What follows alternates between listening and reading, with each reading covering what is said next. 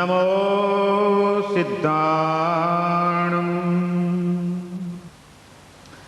નમો આયર્યાણમ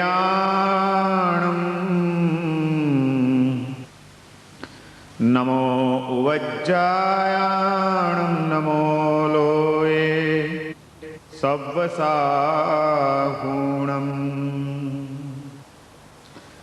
એસો પંચનમુક્કારો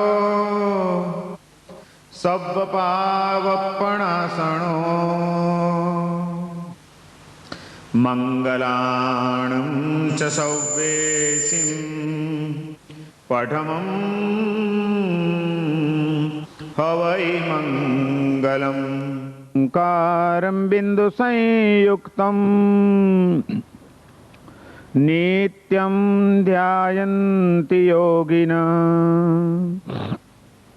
કામદં મોક્ષદં ચૈવ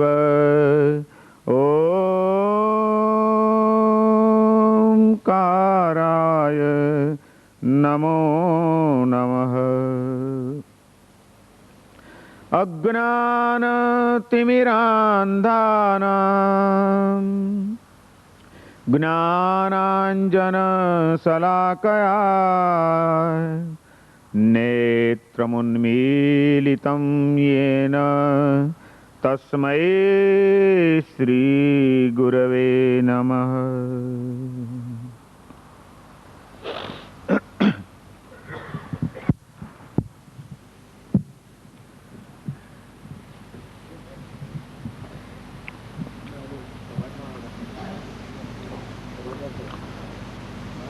સૌ પ્રથમ પહેલાં એકવાર તમારી પાસે ક્ષમા માગવાની કે સામાન્યથી હું ટાઈમમાં પંક્ચ્યુઅલિટીમાં માનનારો છું, પરંતુ આજે હું થોડો લેટ પડ્યો છું અહીં પહોંચવામાં. તમે વહેલા આવી ગયા, તમારે રાહ જોવી પડી હશે, એ માટે ક્ષમા માગું છું.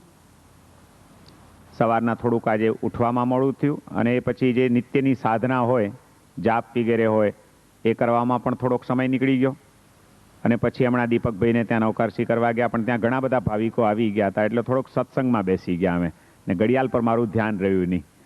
એમણે મને એક બે વખત ઈશારો તો કર્યો, પણ હું બોલવા બેઠો તો એટલે સમય નીકળી ગયો અને તમારે થોડુંક અહીં રાહ જોવી પડી હશે. આજે બુધવાર છે, સમજું છું ચાલુ દિવસ પણ હશે, થોડી ઘણી ભલે અડધો બજાર બંધ હોય અડધો ખુલ્લો. આપણે 11 વાગે પૂર્ણાહુતિ કરીશું. લગભગ 1 કલાક આપણી પાસે છે, એમાં જે કંઈ થોડી વાતો કરવી છે વિચારી લઈએ.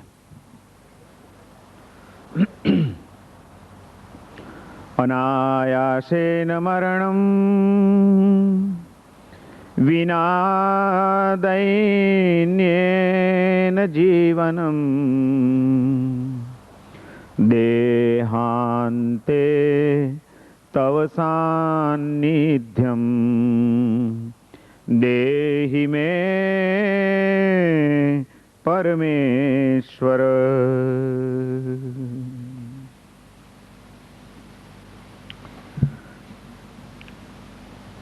પર્યુષણ પર્વનો આજે 6થો દિવસ છે. ગઈકાલે બપોરે ભગવાન મહાવીરના જન્મ કલ્યાણકની ઉજવણી, કલ્પસૂત્રમાં આવતું પ્રભુ મહાવીરનું જન્મ વાંચનનું સૂત્ર, એને કેન્દ્રમાં રાખીને આપણે મહાવીરના જન્મ વાંચનની ઉજવણી એન્ટવર્પ જૈન સંઘના ઉપક્રમે ગઈકાલે ખૂબ ઉત્સાહ અને ઉમંગપૂર્વક આપણે ભાવપૂર્વક કરી. પર્યુષણ પર્વ આપણા એટલા બધા આનંદમય અને આરાધનામય વીતી રહ્યા છે કે જે જોઈને કોઈના પણ હૃદયને પ્રસન્નતા થાય કે કેટલા નાની નાની ઉંમરના ભાઈઓ બહેનો બધાએ તપશ્ચર્યા આદરી છે. મને એમ હતું કે શરૂઆતમાં પહેલાં 2-3 દિવસ એમ લાગતું હતું કે સારી તપશ્ચર્યા છે, 15-20 તપસ્વીઓ તો નીકળી જશે, પણ કાલે ખબર પડી કે લગભગ 40-ની ઉપર તો આપણો આંકડો પહોંચી ગયો છે, 28 અને 28ની ઉપરની તપશ્ચર્યાઓનો. આટલી બધી સુંદર રીતે આપણી આ આરાધનાઓ ચાલી રહી છે. એ આરાધના જે પ્રભુના ધર્મની આપણે કરીએ છીએ, જે પ્રભુના શાસનની અંદર રહીને આપણે કરીએ છીએ, એ ભગવાન તીર્થંકર દેવોના ધર્મ શાસનમાં કેટલીક જે મહત્વની વાતો કરવામાં આવી છે, એ વાતો જો આપણને સમજાઈ જાય તો આપણા આત્મકલ્યાણનો માર્ગ વધુ વેગીલો બની જાય. આજે એવી એક વાત ઉપર મારે તમને વાત કરવી છે થોડીક. સંસારમાં જીવન જીવતો કોઈ પણ જીવાત્મા એના મનમાં કંઈક કામનાઓ લઈને જીવન જીવતો હોય છે કે મારા જીવનમાં મને આટલું આટલું આટલું આટલું મળી જાય તો સારું, મારા જીવનના આવા સંયોગો ગોઠવાઈ જાય તો સારું, આટલી આટલી મુસીબતો મારા જીવનમાં આવી છે એ બધી ટળી જાય તો સારું. કંઈક મળી જાય જીવનમાં અને કંઈક ટળી જાય, સુખ મળી જાય અને દુઃખ ટળી જાય. આ ભાવના જીવ માત્રના હૃદયમાં વિલસે છે અને એ ભાવનાને પૂર્ણ કરવા માટે જ દરેક જીવાત્મા કંઈક ને કંઈક સતત પ્રયત્ન કરતો રહે છે. પરંતુ આપણી જે કંઈ મનોકામનાઓ હોય અને એને પૂર્ણ કરવા માટે આપણે જેટલા પણ પ્રયત્નો કરીએ એ બધા પ્રયત્નોમાં આપણે પૂરેપૂરા સફળ જઈએ અને આપણું બધું ઈચ્છા મુજબનું થાય, એ આ સંસારમાં શક્ય છે ખરું? નહીં. ઘણું બધું આપણે ઈચ્છતા હોઈએ છીએ પણ એ મુજબ આપણે કરી નથી શકતા, એવા સંયોગો આપણા ગોઠવી નથી શકતા. આપણા મનમાં ઘણી બધું એમ હોય છે કે આ બધું નીકળી જાય, આ બધી ઉપાધિ ચડી જાય, આ ટેન્શન હટી જાય, પણ ઘણીવાર એમાં આપણે સફળ નથી જઈ શકતા. માણસ ઈચ્છાઓને પૂર્ણ કરવા માટે પ્રયત્નો કરે છે. એ પ્રયત્નોમાં જ્યારે પોતાની રીતે સફળ નથી થતો ત્યારે બીજા કોઈકની પણ સહાય લે છે પોતાનું કામ પૂરું કરવા માટે કે ભાઈ આ માણસ જો આપણને હેલ્પ કરે, આની જો થોડીક મદદ મળી જાય તો આપણું કામ થઈ જાય, અને એટલા માટે એ પછી બીજી વ્યક્તિઓની સહાય લેવા માટેના પ્રયત્નો શરૂ કરે છે. પણ એમાં પણ પોતાના પ્રયત્નો પણ નિષ્ફળ દેખાયા છે. બીજાની સહાય પણ બહુ ઉપયોગી લાગતી નથી કે થઈ શકતી નથી. અને દુનિયાના તમામ સાધનો જ્યારે વામણા પડતા લાગે છે ત્યારે માણસ એ પોતાની ઈચ્છાઓને પૂર્ણ કરવા માટે દુનિયાથી પર આધિ ભૌતિક એવું જે જગત છે, જે એક દૈવી જગત છે, એ દૈવી જગતનો સહારો લેવા માટે પ્રયત્ન શરૂ કરે છે. કોઈક દેવતાને, કોઈક દેવીઓને, કોઈક ભગવાનને, જ્યાં એની શ્રદ્ધા હશે, જ્યાં કોઈએ કોઈક વસ્તુનો મહિમા બતાડ્યો હશે, કોઈએ કીધું હશે કે ભાઈ આ તત્વ બહુ પ્રભાવશાળી છે, એને પ્રાર્થના કરો, એના શરણે જાઓ, એના મંત્રની ઉપાસના કરો, તમારું કામ થઈ જશે. પણ જ્યાં એને આશા દેખાણી, જ્યાં એને શ્રદ્ધા બંધાણી, એવા દેવી દેવતાઓની સાધના તરફ, ભગવાનોની સાધના તરફ માણસ વળે છે કે એના પ્રભાવે મારું કામ પતી જાય તો સારું. અને એવા તત્વોના શરણે જ્યારે જાય છે ત્યારે એના હૃદયમાંથી એક પ્રાર્થના ઉઠે છે, પ્રભુ રક્ષા કરો, આ એક ઉપાધિ આવી છે, તમારા પ્રભાવે ટળી જાય તો સારું. હે પદ્માવતી દેવી, આટલું મારું કામ કરી આપો. આ અંદરથી માંગણી ઉઠે છે.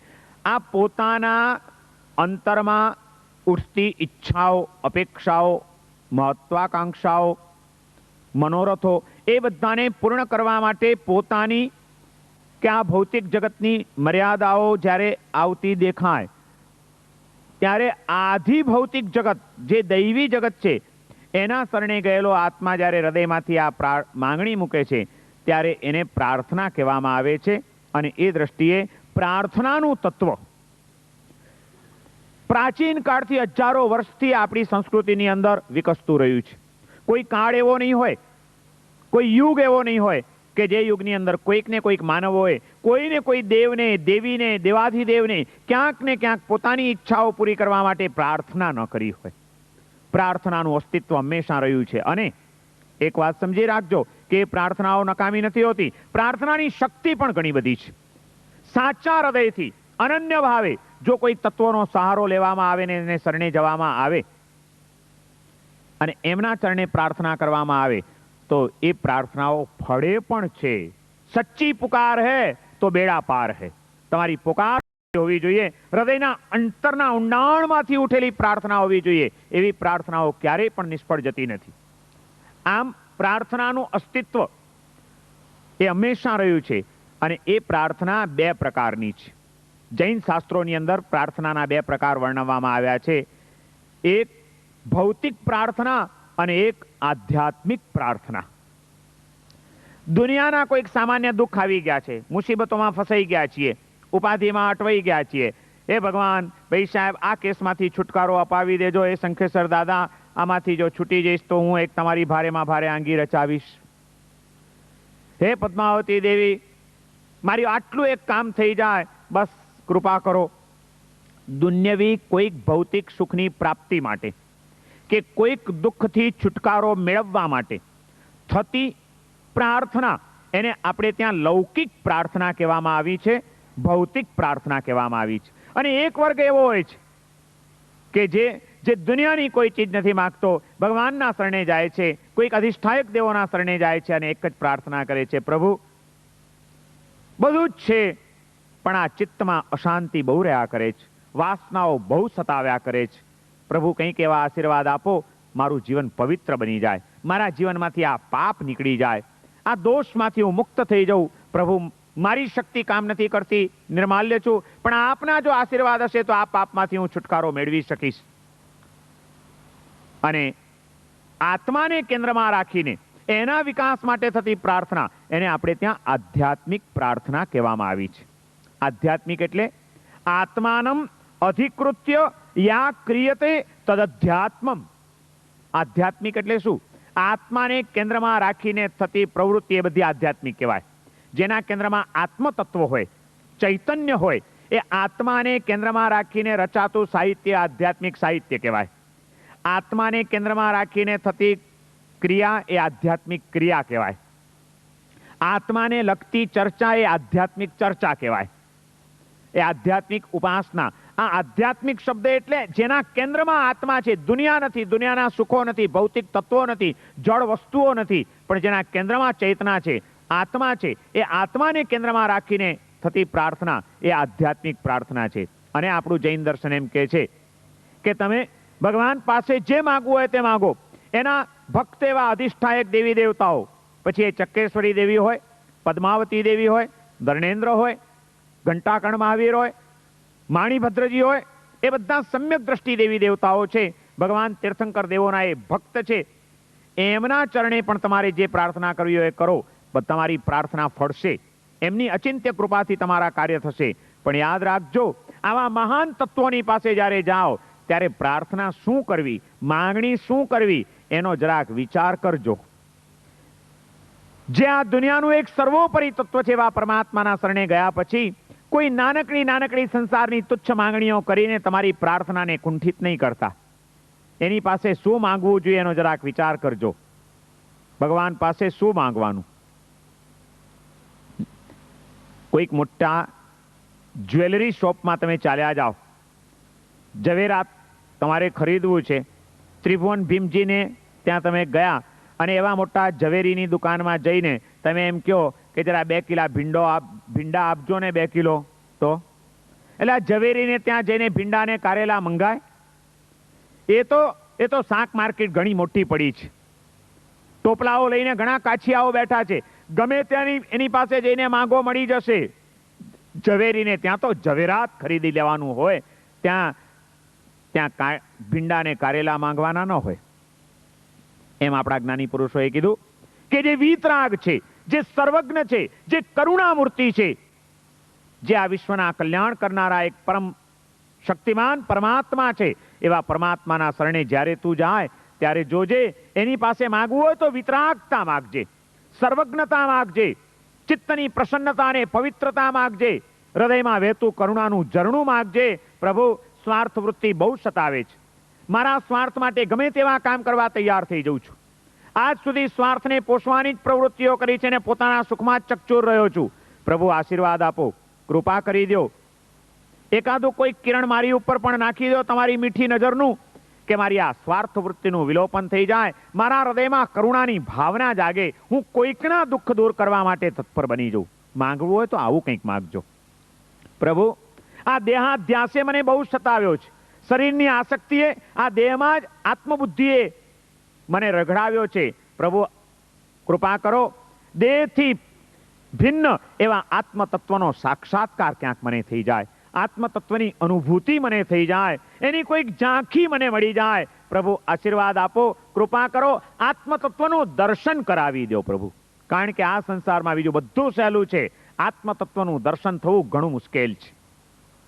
અને એટલા માટે શ્રીમદ રાજચંદ્રજીએ કીધું કે જે સ્વરૂપ સમજ્યા વિના પામ્યો દુઃખ અનંત. બધું સમજ્યા, આપણે સંસારમાં દુઃખ કેમ પામ્યા, શેના કારણે આપણે દુઃખી થઈ રહ્યા છીએ? શ્રીમદજી કહે છે કે જે સ્વરૂપ સમજ્યા વિના પામ્યો દુઃખ અનંત, સમજાવ્યું તે પદ નમું શ્રી સદગુરુ ભગવંત. દેહથી ભિન્ન એવા આત્માની જેણે ઓળખાણ કરાવી, એ સ્વરૂપને, પોતાના ઓરિજિનલ રૂપને સમજાવવાની જેમણે કૃપા કરી, એનો માર્ગ જેણે દેખાડ્યો એવા સદગુરુના ચરણોમાં તો મારા નમસ્કાર હો. એમને વંદન સિવાય હું બીજું શું કરી શકું? મહત્વનું હોય તો આ છે પ્રાર્થના. આનું નામ છે આધ્યાત્મિક પ્રાર્થના. આ આપી દો, આ આપી દો, આ મુસીબતમાંથી નીકળી જવું, આ સામાન્ય વાતોની પ્રાર્થના એ ભૌતિક પ્રાર્થના છે, સ્થૂળ પ્રાર્થના છે. અને આ પ્રાર્થનાઓ એ આધ્યાત્મિક પ્રાર્થના છે, સૂક્ષ્મ જગતની પ્રાર્થનાઓ છે. અને કીધું કે પ્રાર્થના કરવી જ હોય તો આવી કોઈક ઊંચી પ્રાર્થના કરજો. માગવું જોઈએ ભગવાન પાસે તો આ જ માગજો. આ આપણું જૈન તત્વજ્ઞાન છે, આ આપણી જૈન ધર્મની પ્રેરણા છે. અને એ પ્રાર્થના ભગવાન પાસે કરવી હોય તો શું કરવી જોઈએ એને માટેની આજે મારે તમને થોડીક વાત કરવાની છે કે એક સાચો ભક્ત આત્મા ભગવાનના ચરણે શું પ્રાર્થના કરે. આમ તો આપણા જ્ઞાની પુરુષોએ, ગણધર ભગવંતોએ આપણા આવશ્યક ક્રિયાના સૂત્રોની અંદર એ માટેનું આપણને માર્ગદર્શન આપેલું છે. પરંતુ આપણે કમનસીબ એવા છીએ કે એક તો ક્રિયાઓ ઓછી કરીએ અને જે કરીએ એ પણ રૂટીન મુજબ કરી જતા હોઈએ છીએ. એનો ભાવ, એનો અર્થ, એનો ઉદ્દેશ એ આપણને ખબર નથી હોતી. આપણે ત્યાં થોડી ઘણી હજી ક્રિયાઓની પરંપરા જળવાઈ છે, પણ જ્ઞાન તરફ આપણે ત્યાં ખૂબ ઉપેક્ષા થઈ છે. વર્ષો સુધી માણસ ક્રિયા કરી જાય છે, પણ જે ક્રિયા કરે છે, જે સૂત્રો બોલે છે, એમાં શું ભાવ પડ્યા છે એની આપણને ઘણીવાર ખબર જ નથી હોતી. જે લોકો દેરાસરોમાં જતા હશે, ભગવાનની દર્શન પૂજનની ક્રિયાઓ જેમણે કરેલી હશે કે કરતા હશે, એવા અનેક ભાગ્યશાળીઓ હશે કે જેણે જિંદગીમાં અનેક વાર ચૈત્યવંદન કર્યા હશે. ખબર છે ને, આપણે ત્યાં ચૈત્યવંદન કરવામાં આવે દેરાસરમાં. દેરાસરની જે આખી વિધિ છે એમાં પહેલા દ્રવ્ય પૂજા અને પછી દ્રવ્ય પૂજા કરતા પણ ચડિયાતી ભાવ પૂજા, આ બે ભેદ પાડવામાં આવ્યા છે. તમે દેરાસરમાં ગયા, ભગવાનનો પ્રક્ષાલ કર્યો, ચંદન પૂજા કરી, પુષ્પ પૂજા કરી, ધૂપ, દીપ, નૈવેદ્ય, ફળ, બધું અષ્ટપ્રકારી પૂજા તમે કરી લીધી. અષ્ટપ્રકારી પૂજા કરીને તમારી દ્રવ્ય પૂજા જ્યારે પૂરી થાય છે ત્યારે તમે ભાવ પૂજામાં પ્રવેશ કરો છો. નિશી ત્રીજી વાર જ્યારે બોલવાનું આવે, એ ત્રીજી વખતની નિશી એટલે હવે દ્રવ્ય પૂજાનો પણ હું વિચાર નહીં કરું, હું હવે ભાવ પૂજામાં પ્રવેશ કરું છું, કારણ કે એના કરતાં ચડિયાતી છે. અને એ ભાવ પૂજામાં પહેલા ભગવાનની સ્તુતિ થાય, પછી એમનું ચૈત્યવંદન શરૂ થાય. 3 ખમાસના આપીને આપણે ચૈત્યવંદન બોલીએ, જંકિંચી બોલીએ, નમુત્થુણમ, જે ઇન્દ્ર મહારાજાએ ભગવાનના જન્મ કલ્યાણક વખતે પ્રભુની સ્તુતિ કરી હતી જે સૂત્ર દ્વારા, એ નમુત્થુણમનું સૂત્ર બોલીએ, જાવંતી બોલીએ, સરસ મજાના મધુર રાગથી કોઈક પ્રભુનું સ્તવન પણ ગાઈ લઈએ, બધું કરી લઈએ.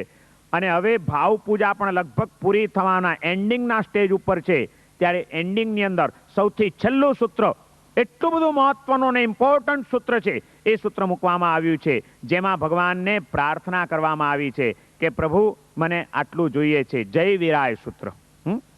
જય વિરાય સૂત્રનું એ તો આપણે એની પહેલો શબ્દ જય વિરાય જગગુરુ, એ એની પહેલી લીટી છે, આપણે એને જય વિરાય સૂત્ર કહીએ છીએ. એનું શાસ્ત્રીય નામ જય વિરાય સૂત્ર નથી, એનું શાસ્ત્રીય નામ છે પ્રાર્થના સૂત્ર. પ્રાર્થનાનું એ સૂત્ર છે.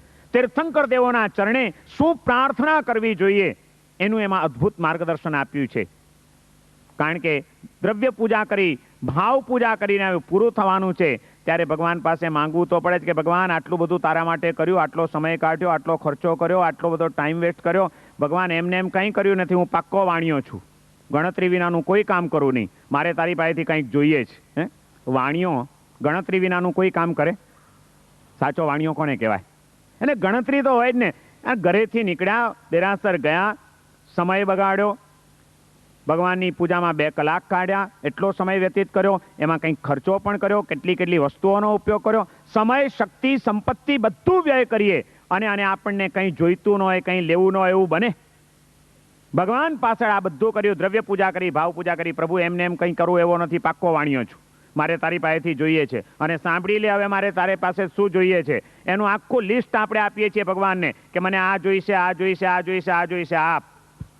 એ આખી ભગવાન પાસે લેવાની ચીજોનું જે લિસ્ટ છે પ્રાર્થનાનું, એનું જ નામ છે જય વિરાય સૂત્ર. એ જય વિરાય સૂત્રમાં કેટલી માંગણીઓ કરવામાં આવી છે બોલો? ખબર છે? કેટલી ચીજ માંગો છો ભગવાન પાસે? જય વિરાય તો બોલતા હશો ને, કોકને તો આવડતું હશે કે નહીં? ઘણા લોકો 2 પ્રતિક્રમણના સૂત્રો ભણેલા છે, ઘણા 5 પ્રતિક્રમણના સૂત્રો ભણેલા હોય, દેરાસરમાં ચૈત્યવંદન ઘણીવાર કર્યા હશે. એ જય વિરાય સૂત્ર અનેક વાર બોલ્યા હશું, પણ એ જય વિરાય સૂત્રમાં કેટલી માંગણી કરવામાં આવી છે? બોલો કેટલી? 2, 5, 10, 15, 20 કેટલી માંગણી છે? ખબર નથી આપણને. આ જ આપણી કમનસીબી છે. જે અત્યંત ઇમ્પોર્ટન્ટ સૂત્ર છે, મહત્વનું, એમાં શું ભાવ પડ્યો છે, આપણે કેટલી વસ્તુ ભગવાન પાસે માંગીએ છીએ, આખું રિઝલ્ટ લેવાનું છે બધું કરીને, પણ એમાં શું મેળવવાનું છે એની જ આપણને ખબર નથી. આપણે કોઈ દિવસ એનો અર્થ સમજ્યા નથી. આ આપણી કેટલી કમનસીબી. અને મને તો ઘણીવાર મેં જોયેલું છે, જોયેલું છે શું, એક તબક્કો એવો હતો કે જેમાં હું પસાર થયો છું, મેં એવું કરેલું છે કે આખી પૂજા બહુ શાંતિથી કરે ભગવાનની, ચૈત્યવંદન પણ બહુ શાંતિથી કરે, સ્તવન પણ રાગ રાગીણીથી ગાય, બધું ગાય, અપ ટુ ડેટ ઘણો સમય કાઢ્યો. અને જે સૌથી મહત્વનું સૂત્ર જય વિરાય સૂત્ર આવે એટલે સીધો ફ્રન્ટિયર મેલવું પડે. જય વિરાય જગરો મમતો ભાવ, સીધું સર્વ મંગલ સ્ટેશન આવીને ઉભું રહે, નોન સ્ટોપ ગાડી દોડી જાય. ક્યાંય ઊભા જ નહીં રહેવાનું, જ્યાં એક એક ચીજમાં ઊભા રહેવાનું છે કે હો મમ તુઅ પ્રભાવો ભૈવમ. હે ભગવાન, મને તમારા પ્રભાવથી આટલું મળો, આટલું જોઈએ છે. એમ કરીને પછી માંગણીઓ મૂકી છે. ભવ નિવ્યયો, મગ્ગાણું સારિયા, ઇઠ્ઠફલ સિદ્ધિ, લોક વિરુદ્ધ ચાઓ, ગુરુજન પુઆ, પરત્થ કરણમ, સ્વગુરુ જોગો. ભગવાન, તમારી ભક્તિના પ્રભાવે મને આટલું આટલું જોઈએ. સૌથી પહેલા ભવ નિર્વેદ જોઈએ છે. મને સંસાર પ્રતિ વૈરાગ્ય આવી જાય, કોઈ આસક્તિ મને ન સતાવે એવી કૃપા મારી ઉપર કરો. પહેલી માંગણી. માર્ગાનુસારિતા, ભગવાન તમારા માર્ગને અનુસરીને મારું જીવન વીતે એવી કૃપા મારી ઉપર કરજો. તમારા માર્ગથી વિરુદ્ધ કોઈ પણ કામ, તમારી આજ્ઞાથી વિરુદ્ધ કોઈ પણ કામ મારા જીવનમાં ન થઈ જાય એવી મને શક્તિ આપજો. ભવનિવ્યયો મગ્ગાણું સારિયા, ભગવાન ઇષ્ટફલની સિદ્ધિ જોઈએ છે. તમારા માર્ગની આરાધના સારી રીતે કરી શકું એ માટે જે કંઈ મારા જીવનમાં જરૂરી પણ હોય એવી ઇષ્ટની પણ મને પ્રાપ્તિ થાવ, કારણ કે એ બધું વ્યવસ્થિત ગોઠવાયું હશે તો જ મારું ચિત્ત તમારી આરાધનામાં જોડાશે. અને એની સાથે લોક વિરુદ્ધ કાર્યોનો ત્યાગ જોઈએ છે. મારે દુનિયામાં લોકોમાં વિરુદ્ધ કહેવાય, ટીકાપાત્ર બને એવું કોઈ પાપ, એવું કોઈ કાર્ય મારા જીવનમાં ક્યારે પણ ના આવવું જોઈએ. ભગવાન, તમારા પ્રભાવે જવાબદારી તમારી છે જોવાની. ગુરુજન પુઆ, અને મારા જીવનમાં કોઈક એવા સદગુરુનો ભેટો કરાવજો અને એ ગુરુની પૂજા કરું, એ ગુરુની સેવા કરું, એમની ઉપાસના કરું એવી મને શક્તિ આપજો. કારણ કે ગુરુના ઉપકાર, જેણે ધર્મ પમાડ્યો છે, જેણે ધર્મ સમજાવ્યો છે, જે જીવનમાં પરિવર્તન લાવ્યા છે, એવા ગુરુનો ઉપકાર પ્રભુ કોઈ દિવસ વળાતો નથી. મને શક્તિ આપજો. સ્વગુરુ જોગો, સદગુરુનો યોગ કરાવજો મને જીવનમાં. બીજું બધું મળે છે, પણ જીવનની સાચી દ્રષ્ટિ આપનારા સદગુરુ ક્યાં મળે છે? પ્રભુ, મારી ઉપર કૃપા કરો, મને સદગુરુનો યોગ કરાવી દો કોઈક, કે જે મારા આત્માનું દર્શન મને કરાવી દે, મને જે વિકાસના માર્ગે દોડતો કરી મૂકે એવા કોઈક સદગુરુનો મને જીવનમાં ભેટો કરાવો. પ્રભુ, તમારી ભક્તિના પ્રભાવે મને સદગુરુ મળવા જોઈએ જીવનની અંદર. સ્વગુરુ જોગો, તબ વૈણ સેવણા, એમના વચનની આસેવના. આમ એક પછી એક માંગણીઓ મૂકી છે. અત્યારે મારે આખું જય વિરાય સૂત્ર અહીં તમને સમજાવવું નથી, કારણ કે એ સમજાવવું હોય તો મિનિમમ મને 3 થી 4 કલાક જોઈએ, તો હું તમને ખરેખર જય વિરાય સૂત્ર સમજાવી શકું. એટલે અત્યારે આજે મારે સમજાવવું નથી. હું તો આ જનરલ તમને ઝલક બતાડું છું કે કેટલી માંગણી મૂકી છે. ખબર છે ખરી? કંઈ નહીં, અત્યારે ખાલી આંકડો યાદ રાખી લો. જય વિરાય સૂત્રની અંદર 13 માંગણી મૂકવામાં આવી છે. આવી ભવ નિર્વેદ, માર્ગાનું સારિતા, ઇષ્ટફલની સિદ્ધિ, લોક વિરુદ્ધનો ત્યાગ, સદગુરુનો યોગ, એમના વચનની ઉપાસના, પરાર્થકરણ. એક પછી એક આવી 13 માંગણી મૂકી છે કે આ 13 વસ્તુઓ પ્રભુ મને તમારી ભક્તિના પ્રભાવે મળવી જોઈએ. અને પછી આગળ જતાં પાછું કીધું કે પ્રભુ, જો કે તમારા ધર્મમાં તો નિયાણું કરવાની આમ તો ના પાડી છે. નિયાણું એટલે સંકલ્પ, કે મારા ધર્મના પ્રભાવે આવતા ભાવમાં મને આવવું મળો, બીજા ભાવ માટેનો સંકલ્પ પ્રભુ કરવાની ના પાડી છે. પણ છતાં ભગવાન, એક નિયાણું કર્યા વિના મારાથી રહેવાતું નથી, મારો આત્મા રહી શકતો નથી, માટે હું કરું છું. એમ કહીને વળી પાછું એક નિયાણું કરવાની છૂટ આપી દીધી છે. વારિજ્જય જૈવી ન્યાણ બંધણમ વ્યરાય તું સમયે.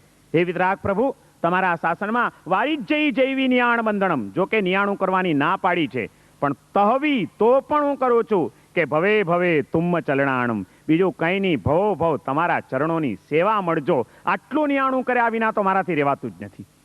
એમ કરીને એક છૂટ પણ આપી દીધી છે. પણ આવું અદ્ભુત સૂત્ર, કેટલું મહત્વનું, એને કોઈ દિવસ નોન સ્ટોપ ભગાડવાનું ન હોય. એક એક સ્ટેશને ઊભા રહેવાનું હોય. હે ભગવાન, મારે આ જોઈએ, આ જોઈએ. જો પ્રભુ, મને આ પણ મળવું જોઈએ. તમે કોઈક મોટા સાહેબનું કામ કર્યું હોય, કોઈક ઓફિસર સાથે ઓળખાણ થઈ ગઈ હોય અને મોટું કામ તમારે કંઈક કરવાનું હોય અને તમારી કંઈક પ્લાનિંગ હોય અને એવા સાહેબને તમે કંઈક ગિફ્ટ આપી, એનું કંઈક કામ કર્યું, એને તમે પ્લીઝ કરી નાખ્યા, ખુશ થઈ ગયા અને પછી એણે તમને બોલાવ્યા છે કે ભાઈ આવજો, તમારે જે કંઈ કામ હોય બોલો, શું કામ છે? અને પછી જ્યારે કામ કઢાવવાનું હોય ત્યારે સી રીતે બોલો? સાહેબ મારે આજુ એમ કરી જાઓ કે એને એક એક સાહેબ જોજો મારું આટલું કામ કરી આપજો, અને સાહેબ મારે આ પણ એક પતાવવાનું છે, આ સાહેબ ખાસ મારું કરી આપજો. આમ એક એક ચીજની ઉપર ઇમ્પોર્ટન્ટ આપીને એને યાદ દેવડાવીએ કે આ પતાવજો, આ પતાવજો, આ પતાવજો. અને ભગવાન પાસે પણ એ જ માંગવાનું છે કે હે ભગવાન, જોજો આ જોઈએ, ભવનિર્વેદ, માર્ગાનું સારિતા, ઇષ્ટફલની સિદ્ધિ, પ્રભુ લોક વિરુદ્ધનો ત્યાગ, સદગુરુનો યોગ કરાવજો પ્રભુ. એક એક ચીજની માંગણી. એને તો સ્ટેશને ઊભા રહેવાની વાત છે અને આપણે નોન સ્ટોપ ગાડી દોડાવી જઈએ છીએ, સીધું સર્વમંગલનું સ્ટેશન આવીને ઊભું રહે છે આપણું. ક્રિયાઓને કરો, ભાવપૂર્વક કરો, સમજણપૂર્વક કરો.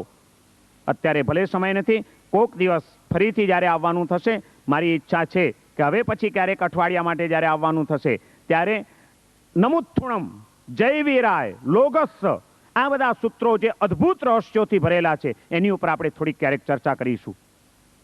કે જે આપણા રોજિંદી ક્રિયાના સૂત્રો છે, જેનો આપણે ઉપયોગ કરીએ છીએ, પણ એના ભાવથી આપણું હૃદય ખાલી છે, હજી ભાવથી ભરાતું નથી, કારણ કે આપણને એની સમજણ નથી. એ સમજણ આપવાની જરૂર છે. આજે પ્રાર્થના કોનું નામ? મારી મૂળ વાત એ છે કે બે પ્રકારની પ્રાર્થના, લૌકિક પ્રાર્થના અને લોકોત્તર પ્રાર્થના. એમાં લૌકિક પ્રાર્થના કરવાની ના પાડી, પ્રાર્થના કરવી હોય તો જય વિરાય સૂત્રમાં કીધું છે 13 ચીજો માંગવાની છૂટ આપી છે, બસ એ સિવાયનું કંઈ તમને નહીં માંગવું. એ આધ્યાત્મિક પ્રાર્થના છે. અલબત્ત એમાં આ પણ વાત આવી જ જાય છે, દુઃખખો, કમ્મખો, સમાઈ મરણમ ચ બોઈ લાભો. બધું માંગ્યું છે, ભગવાન મારા જીવનમાં દુઃખનો ક્ષય થઈ જાઓ, કોઈ દુઃખ ના આવે, એ પણ માંગ્યું છે.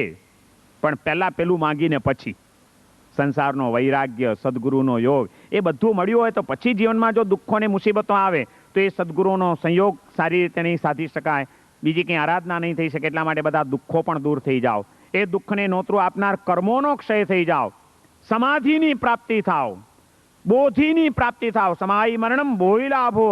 આ બધું મને જોઈએ છે પ્રભુ, એ માંગણીઓ છે. પણ એ આધ્યાત્મિક પ્રાર્થના છે. એ પ્રાર્થનાઓ, જે આધ્યાત્મિક પ્રાર્થના, એવી એક સંક્ષિપ્ત આધ્યાત્મિક પ્રાર્થના એક મહાન ભક્ત આત્માએ કરેલી છે, જે હું શરૂઆતમાં સૌથી પહેલો પ્રવચનના પ્રારંભમાં શ્લોક બોલ્યો. એ શ્લોક અદ્ભુત શ્લોક છે. એમાં બહુ જ સુંદર, ટૂંકમાં પણ સુંદર પ્રાર્થના ભગવાનના ચરણે કરવામાં આવેલી છે. ઘણા બધા વર્ષોથી જ્યારથી અમે સંસ્કૃત ભણ્યા ગુરુ મહારાજની પાસે, અને ગુરુ મહારાજે જે કેટલાક હજારો શ્લોકો કંઠસ્થ કરાવ્યા, એમાં આ એક શ્લોક ગુરુ મહારાજે કંઠસ્થ કરાવેલો, અને એટલો બધો હૃદયસ્પર્શી શ્લોક છે કે મારી આજની રોજની સાધનામાં, રોજ જે સવારના જાપ, ધ્યાન વગેરે ક્રિયાઓ કરીએ એ વખતે, એ રોજની સાધનામાં ભગવાનની જે અમે પ્રાર્થના કરીએ છીએ, એ પ્રાર્થનામાં મારો આ એક પ્રિય શ્લોક છે. રોજ હું એ શ્લોક દ્વારા પરમાત્માને પ્રાર્થના કરું છું, અને અદ્ભુત શ્લોક છે. એ શ્લોકમાં માત્ર 3 જ માંગણી મૂકી છે. આધ્યાત્મિક પ્રાર્થના ભગવાનની પાસે 3 ચીજો માંગી છે કે દેહી મે પરમેશ્વર, હે પરમેશ્વર, હે પ્રભુ, તમે મને આ 3 ચીજો આપો. અનાયાસેન મરણમ, વિના દૈન્યેન જીવનમ, દેહાંતે તવ સાન્નિધ્યમ, દેહી મે પરમેશ્વર. અદ્ભુત શ્લોક છે. આજે એ 3 ચીજો ઉપર મારે તમને થોડીક વાતો કરવાની છે. 3 ચીજ માંગણી કરી છે. સૌથી પહેલા કીધું અનાયાસેન મરણમ. એમ ન કીધું કે ભગવાન હું તમારી ભક્તિ કરું છું, હું તમારી ઉપાસના કરું છું, હું તમારો સેવક બન્યો છું, ભાઈ સાહેબ થોડીક મહેરબાની કરજો, કૃપા કરજો, મારે કોઈ દાડો મરવું જ ન પડે એવા આશીર્વાદ આપો. ના, જે વાસ્તવિકતા છે એનો કોઈ દિવસ અપલાપ થઈ શકે જ નહીં, ખોટી વાતો કરાય જ નહીં. ભક્ત અહીંયા આગળ ભગવાનની પાસે પહેલી માંગણી મૂકે છે અનાયાસેન મરણમ. પ્રભુ હું એમ નથી કહેતો કે મારે કોઈ દિવસ મરવું ન પડે, કારણ કે મને ખબર છે કે જન્મ લીધો છે તો મૃત્યુ તો થવાનું જ છે. જેનો જન્મ છે એનું મૃત્યુ નિશ્ચિત છે, મરવાનું છે જ, મને ખબર છે. એટલે હું એમ નહીં કહું કે મારે મરવું ન પડે, પણ પ્રભુ મારું મૃત્યુ કેવું થજો એ માટે મારો કોઈક વિચાર છે, મારી કોઈક પસંદગી છે. અને એટલા માટે પહેલી વાત ભગવાન મારી ધ્યાનમાં રાખી લો કે મને મરણ આવું આપજો. કેવું? અનાયાસેન મરણમ. આયાસ એટલે પ્રયત્ન, અનાયાસ એટલે પ્રયત્ન વગરનું, એટલે કે સાહજિક, સહજ રીતે મૃત્યુ થાય એવી પ્રભુ કૃપા કરજો. એટલે સહજ રીતે એટલે પ્રયત્ન વગર, એટલે પ્રભુ જિંદગીમાં એવો કોઈ દિવસ ના આવે કે કોઈક મુસીબતમાં ફસાયો હોઉં, કોઈક આપત્તિ આવી ગઈ હોય ત્યારે હિંમત હારી બેસું હૃદયની અને મનમાં એમ વિચાર થાય કે આપઘાત કરી બેસું. અને પ્રભુ પુણ્યના ઉદયથી મળેલું આ માનવ જીવન, મહાપુણ્યના ઉદયથી મળેલું તારું ધર્મ શાસન, એ મહાન તકો જ્યારે મળી હોય ત્યારે મામૂલી કોઈક દુઃખોની અંદર ચલવિચલ થઈને પ્રભુ ક્યાંક આ જિંદગીને ગુમાવી દેવાની ભૂલ ન કરું, આપઘાત ન કરી બેસું, આત્મહત્યાનું પગલું ન ભરી બેસું. મારે પ્રયત્નપૂર્વક ઊભું કરેલું મૃત્યુ નથી જોઈતું. સહજ રીતે મારું આયુષ્ય પૂરું થઈ જાય અને કદાચ મૃત્યુ આવે તો એનો મને વાંધો નથી, પણ ઊભું કરેલું મૃત્યુ કોઈ દિવસ મારા જીવનમાં કરવાની ભૂલ ન કરું એવી મને શક્તિ આપજો. અનાયાસેન મરણમ, આયાસ વિના, પ્રયત્ન વિનાનું મૃત્યુ, એટલે કે સહજતા ભર્યું મૃત્યુ. પ્રભુ સહજતા ભર્યું મૃત્યુ આપજો. આયાસનો બીજો પણ એક અર્થ છે. જેમ પ્રયત્ન કરીને મોતને ઊભું નથી કરવાનું, એમ પ્રયત્ન બહુ ઝાઝા કરીને, ધમપછાડા કરીને મોતને ઠેલવાનું પણ નથી. સહજ રીતે આયુષ્ય પૂરું થવા આવ્યું. ઘણા માણસોની જીજીવિષા એટલી બધી પ્રબળ હોય છે કે માણસ મૃત્યુનો સ્વીકાર કરવા જ તૈયાર નથી હોતો, મરવા તૈયાર જ નથી. ખરેખર એનું શરીર હવે ખલાસ થઈ ગયું છે, એનું આયુષ્ય પૂર્ણ થવાનું છે, મરવાની ઘડીઓ દેખાઈ રહી છે, પણ માણસ મરવા તૈયાર નથી હોતો. ના ડોક્ટર, મને બચાવો, ગમે તે, મારે નથી મરવું. રડે છે, કકડે છે, આર્ત ધ્યાન કરે છે. અહીંયા આગળ ભક્ત ભગવાનને પ્રાર્થના કરે છે કે પ્રભુ, જેમ પ્રયત્ન કરીને મોતને ઊભું ન કરું, એમ સહજ રીતે મૃત્યુ આવ્યું હોય તો એને ખોટો ઠેલવાનો પ્રયત્ન પણ ન કરું, એનો સાહજિક સ્વીકાર કરવાની મને શક્તિ આપજો. સહજ રીતે એને હું સ્વીકારી લઉં કે કંઈ વાંધો નહીં, જવાનું આવ્યું છે, હું તૈયાર છું. કારણ કે મને ખબર છે કે મૃત્યુ થતું જ નથી. દેહ માત્ર વસ્ત્ર બદલવાની ક્રિયા કરી રહ્યું છે, બીજું કંઈ જ નથી. આત્મા વસ્ત્ર બદલી રહ્યો છે. આ દેહ છોડીને બીજો એક દેહ ધારણ કરવાનો છે. અને પ્રભુ, તારા ધર્મની આરાધના કરીને, તારા માર્ગને પામીને જીવન એટલું સુંદર જીવ્યો છું કે મને ખાતરી છે કે આના કરતાં પણ વધુ સુંદર દેહ મને મળશે, આના કરતાં પણ વધુ ઊંચા પવિત્ર સંયોગો મને મળશે. મારે શા માટે રડવું જોઈએ? હું મૃત્યુ માટે તૈયાર છું. દુઃખથી ગભરાઈને આત્મહત્યા કરવાની દુર્બુદ્ધિ ના સૂજે, અને સહજ રીતે મૃત્યુ આવતું હોય તો એના કારણે એને ઠેલવાનો પ્રયત્ન કરીને ખોટી જીજીવિષામાં હું રીબાવું નહીં. પ્રભુ, એવી મને તમે શક્તિ આપજો. બસ સાહજિકતા ભર્યું, સહજતા ભર્યું મૃત્યુ હોજો મારું.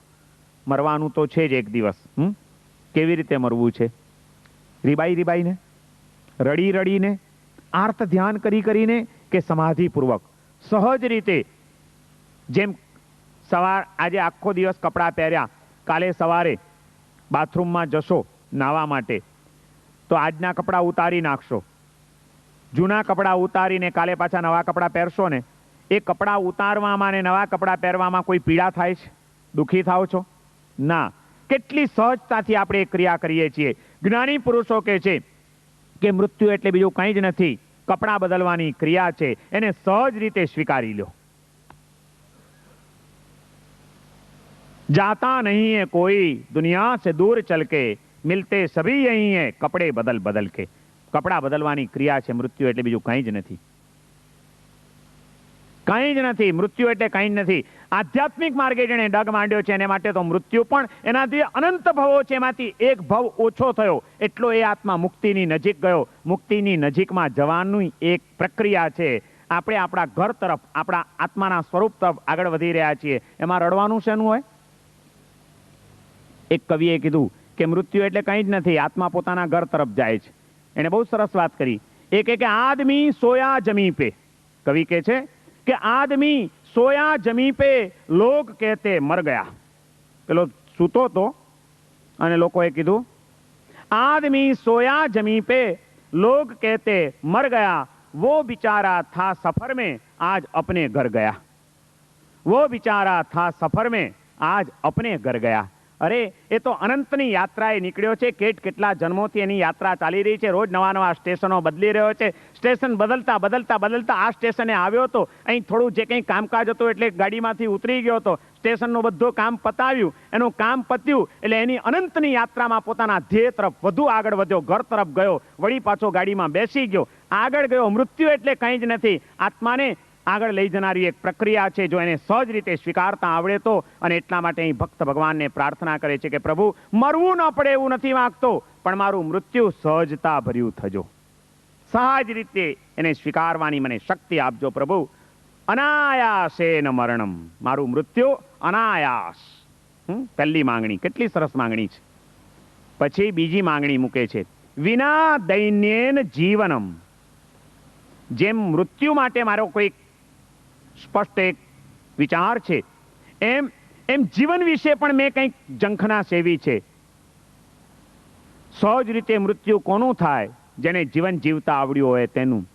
અને એટલે જ મારું જીવન કેવું વીતવું જોઈએ? ભક્ત બીજી માંગણી મૂકે છે કે પ્રભુ, શું માંગણી મૂકી હશે? ભગવાન, હું તમારો ભગત છું, રોજ તમારી ભક્તિ કરું છું, રોજ તમારી માળા ગણું છું, રોજ તમને યાદ કરું છું. પ્રભુ ભાઈ સાહેબ, આશીર્વાદ આપજો, મહેરબાની કરજો, મને જિંદગીમાં કોઈ દુઃખ ના આવે. એમ એલા, સુખ અને દુઃખ આપનાર ભગવાન નથી. સુખ અને દુઃખ તો તારા કર્મના ઉદય પ્રમાણે તને આવવાના છે. એમાં હું કામ વચ્ચે ભગવાનને સંડોવે છે? પણ કર્મના ઉદયો જે પ્રમાણે હશે, સુખ ને દુઃખ તો ચાલ્યા કરશે પ્રભુ. પણ મારે તારી પાસે એક જ ચીજ માંગવી છે. હું એ નથી માંગતો કે મને દુઃખ ના આવે. અશુભ કર્મ બાંધ્યા હશે તો દુઃખ પણ આવશે, કંઈ વાંધો નહીં, એને પણ સ્વીકારવા પડશે મારે. પણ ભગવાન, તારી પાસે હું એટલું જ માંગુ છું કે દુઃખ ભલે આવે, દુઃખમાં દીનતા ના આવે એવી તું મને શક્તિ આપજે. શું? દુઃખ આવે, કર્મના ઉદય છે, આવવાનું. પણ દુઃખ આવે છતાં દુઃખમાં દીનતા ના આવે. દુઃખમાં આપણે ભાંગી ન પડીએ, દુઃખમાં આપણે હતાશ ન થઈ જઈએ, દુઃખમાં આપણે આત્માને પરમાત્માને ભૂલી ન જઈએ, દુઃખમાં આપણે આર્ત ધ્યાન કરીને નવા કર્મ ન બાંધીએ. એવી શક્તિ આપણને ભગવાનની ભક્તિ દ્વારા મળે છે. અને એટલા માટે ભક્ત ભગવાનને પ્રાર્થના કરે છે કે મારું મૃત્યુ સહજતા ભર્યું હોજો અને મારું જીવન દીનતા વગરનું વીતજો. વિના દૈન્યેન જીવનમ. દૈન્ય એટલે દીનતા. એના વિનાનું જીવન મારું હોજો. મારા જીવનનો એક પણ દિવસ, મારા જીવનનો એક પણ કલાક, મારા જીવનની એક પણ પળ કોઈ દીનતાના પડછાયાથી ખરડાઈ ન જાય એવી પ્રભુ તમે મને શક્તિ આપજો. ગમે એવા દુઃખો આવે, ગમે એવી પરિસ્થિતિ આવે, પણ એની વચ્ચે પણ હું સ્વસ્થ રહી શકું, મારા મનની સમતા રાખી શકું, ચિત્તની પ્રસન્નતાને અખંડ બનાવી શકું એવી પ્રભુ તમે મને શક્તિ આપજો. તમારા આશીર્વાદ હશે તો દુઃખને પણ પચાવી જવાની તાકાત મને આવી જશે. વિના દૈન્યેન જીવનમ. કેટલી સરસ માંગણી. મૃત્યુ સહજતા ભર્યું થજો, જીવન દીનતા વગરનું વીતજો, કોઈ દીનતાનો પડછાયો નહીં. પણ આમ ભગવાનને આપણે કહી દઈએ કે ભગવાન, મારું જીવન બસ કોઈ દીનતા ના આવે, મુસીબત ના આવે એવું કરી દેજો, તો થઈ જાય. ભગવાન પાસે એવી કોઈ ઇલમની લકડી નથી કે આમ તમારા માથે ફેરવે ને તમારું બધું દીનતા ચાલી જાય. ના, વિના દૈન્યેન જીવનમ એ જો સિદ્ધ કરવું છે, એ પરિણામ જો આપણે લાવવું છે, તો કેવી રીતે લાવી શકાય? એમને એમ નહીં આવી શકે. એ માટે ભગવાનનું જે તત્વજ્ઞાન છે એને હૃદયસ્થ કરવું પડશે. તો જ દુઃખમાં દીનતા નહીં આવે. જેણે તત્વદ્રષ્ટિ અપનાવી છે એ દુઃખમાં પણ સ્વસ્થ રહી શકે છે. અને જેણે તત્વદ્રષ્ટિનો સ્વીકાર નથી કર્યો, પોતાની દ્રષ્ટિનું ઘડતર નથી કર્યું, ભગવાનના તત્વજ્ઞાનના સહારે જેણે હૃદયનું વલણ બદલ્યું નથી, એને નાનકડું પણ દુઃખ ડગાવી ગયા વિના રહેશે નહીં, હચમચાવી ગયા વિના રહેશે નહીં. તમારે દુઃખમાં પણ ઊભા રહેવાની જો શક્તિ કેળવવી છે, દુઃખમાં પણ હસતા રહેવાની જો કળા શીખવી છે, તો એને માટેનો રસ્તો એક જ છે. પ્રભુએ જે અદ્ભુત તત્વજ્ઞાન આપ્યું છે જીવન અંગેનું, એ તત્વજ્ઞાનને પહેલા સમજી લો અને હૃદયમાં ઉતારી લો. એ તત્વદ્રષ્ટિ જો કેળવી લેશો તો કોઈ પણ દુઃખ તમને સતાવી નહીં શકે. દુઃખો તો કેવા કેવા આવ્યા છે મહાપુરુષોના જીવનની અંદર, પણ એ દુઃખોની વચ્ચે પણ એ સ્વસ્થ રહી શક્યા છે. એનું કારણ શું? એનું કારણ એક જ કે પ્રભુએ જે કર્મનું તત્વજ્ઞાન આપ્યું હતું એ તત્વજ્ઞાનને એમણે પચાવી લીધું હતું. ભગવાને કીધું છે કે ભાઈ, સુખ અને દુઃખ એટલે બીજું કંઈ જ નથી, તે જ તારા હાથે કોઈક જન્મ જન્માંતરમાં બાંધેલા કર્મના ઉદયોનું એ પરિણામ છે. આજે તારા જીવનમાં દુઃખ આવ્યું છે, તે વખતે કોઈની ઉપર મન બગાડીશ નહીં, આણે મારું બગાડ્યું, આણે બધું મારું નુકસાન કર્યું, આણે મને આમ કર્યું. કોઈ જીવની પ્રત્યે દુર્ભાવના કરીશ નહીં. ભગવાન મહાવીરે આપણને તત્વજ્ઞાન આપ્યું કે જ્યારે દુઃખ આવે ત્યારે તારી આ બે આંગળી તારા કપાળ ઉપર મૂકી દેજે. દોષ કોઈનો નથી, મારા ભાગ્યનો જ. મેં બાંધેલા કોઈક અશુભ કર્મનો ઉદય આવ્યો માટે મારા જીવનમાં દુઃખ આવ્યું. નહીં તો આ માણસ મારી સાથે આવું શા માટે કરે એનો કોઈ દોષ નથી. મારું કર્મ એને ભૂલાવી રહ્યું છે. આ વિચાર તમને કોઈ જીવની પ્રત્યે દુશ્મનાવટ નહીં થવા દે, દુર્ભાવના નહીં જાગવા દે, આર્ત ધ્યાન નહીં થવા દે. તમને ટકી રહેવાનું બળ મળશે કે મને જે દુઃખ આવ્યું છે એ મારા જ અશુભ કર્મનું પરિણામ છે. અને કર્મ કોઈના બાંધેલા કોઈને ઉદયમાં આવતા નથી. મારા જ બાંધેલા કર્મ મને ઉદયમાં આવ્યા છે. કર્મ બાંધતી વખતે ભાન નહોતું રાખ્યું તો હવે એની સજા ભોગવવાની આવી એ વખતે રડવાનો શું અર્થ છે? કર્મ બાંધ્યું છે તો હવે એને મારે ક્ષમતાથી ભોગવી જ લેવું રહ્યું. કારણ કે આ જે દુઃખ આવ્યું છે એમને એમ દુઃખ આવ્યું નથી. મેં એને નોતરું આપ્યું છે, આમંત્રણ પત્રિકા લખી હતી. પાપ કરીને મેં એને આમંત્રણ આપ્યું હતું કે હા હવે આવજો ક્યારેક મારા જીવનમાં, અને મેં નોતરું આપ્યું. મારું નોતરું મળવાથી મહેમાન આવ્યા છે તો પછી મોં બગાડાય? તમે ભાઈ કોકને ઇન્વિટેશન આપ્યું હોય, આમંત્રણ આપીને કોકને તમે બોલાવ્યા હોય અને એવા મહેમાન તમારા ઘરે આવે ત્યારે વેલકમ કહો કે મોઢું બગાડો? શું આવો એમ કેવું જ પડે ને. પછી આવે મહેમાન રે બે દાડા અને એ પછી તમને કદાચ એમ લાગે કે આપણે બોલાયા તો ખરા પણ આ તો મહેમાન માથે પડે એવા છે, આપણને પરવડે એવા નથી, હેરાન થઈ ગયા આનાથી, તો ડાપણ એમાં કે બીજી વાર પછી એને નોતરું નહીં આપવાનું. પણ આવ્યા હોય ત્યારે તો સંભાળી લેવા પડે કે નહીં? પછી જ્ઞાની પુરુષો કહે છે દુઃખ નથી ગમતું, દુઃખ તારા મનને બેચેન બનાવે છે, તું હેરાન થઈ ગયો. પણ એક વાત સમજી રહ્યા કે એમને એમ આવ્યું નથી. તે પાપ કર્મ કરીને એને આમંત્રણ પત્રિકા લખી હતી. તે તારા જ બાંધેલા કર્મના ઉદયથી તને દુઃખ આવે છે. તેને બોલાવ્યા, એ આવ્યા છે. અત્યારે હવે એને અપનાવી લે, સ્વીકાર કરી લે. પછી તને એમ લાગે કે આ મહેમાન આપણને ફાવે એવા નથી તો યાદ રાખ, બીજી વખત ભૂલે ચૂકે એને નોતરું ન દેવાઈ જાય, કોઈ ખોટું કામ ન થઈ જાય, કોઈ કર્મ ન બંધાઈ જાય, એ માટે સાવધાન રહેજે. પણ અત્યારે આવ્યા છે ત્યારે એને સંભાળી લે, તારા મનને બગડવા ન દે, આર્ત ધ્યાન ન કર. આ બધી સમજણ ક્યારે આવે? ભગવાનનું તત્વજ્ઞાન પચાવ્યું હોય તો.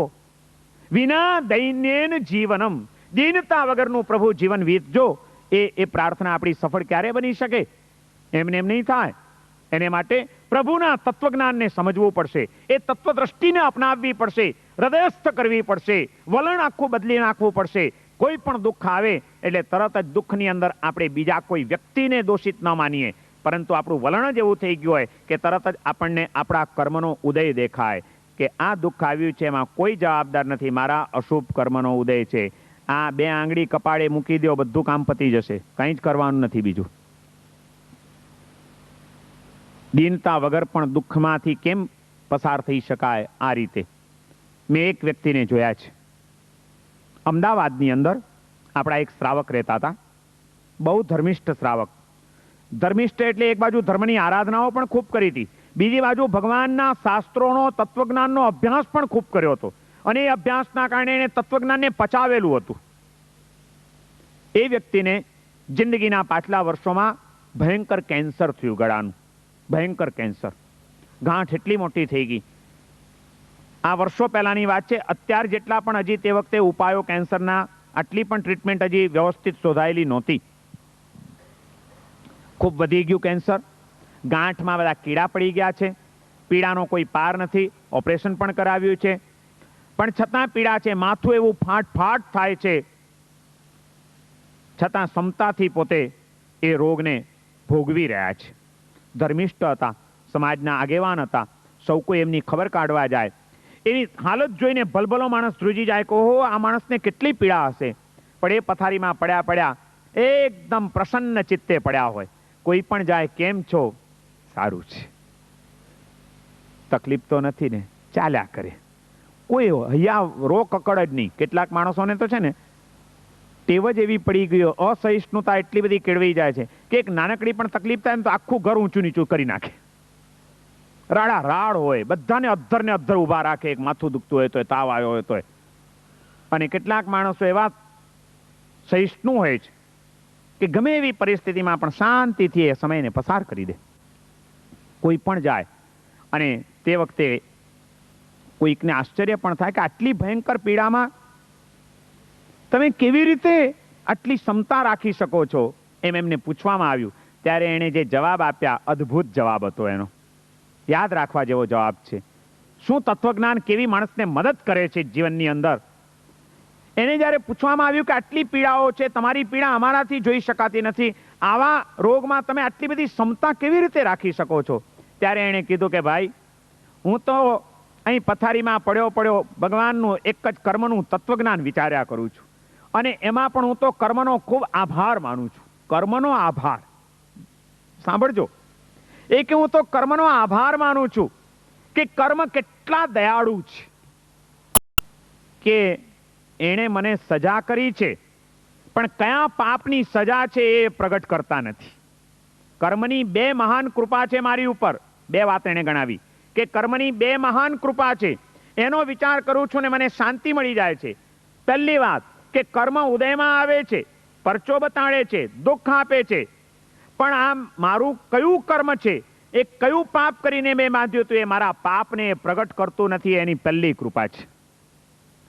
જો ભેગું એ પાપને પણ પ્રગટ કરે, એક બાજુ મને આ રોગ થયો અને બીજી બાજુ અહીં આગળ જો એક પટ્ટી લાગી જતી હોય કે તે ગયા ભાવમાં ફલાણાનું ખૂન કર્યું હતું, આટલી બદમાશી કરી હતી, આવા ભયંકર કર્મ કર્યા હતા, એના પરિણામ રૂપે આવ્યું છે, આ જો મારા પાપોને પ્રગટ કરી દે કર્મ સત્તા, તો કોઈ મારી પાસે ઊભું ન રહે, બધા મારો તિરસ્કાર કરશે કે આવો હલકટ માણસ.